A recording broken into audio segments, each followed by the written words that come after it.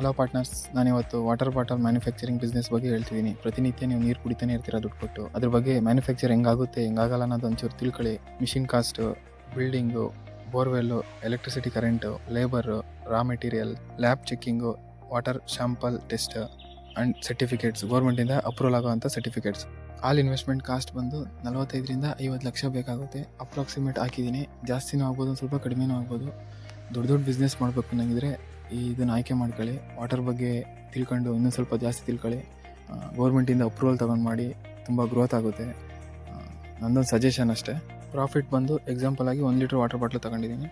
ಒಂದು ದಿನಕ್ಕೆ 2,500 ಮ್ಯಾನುಫ್ಯಾಕ್ಚರ್ ಆಗುತ್ತೆ ವಾಟರ್ ಬಾಟಲ್. ಒಂದು ವಾಟರ್ ಬಾಟಲ್ಗೆ 10 rupees. 25,000 one day. 25,000 one day ದುಡಿಬೋದು.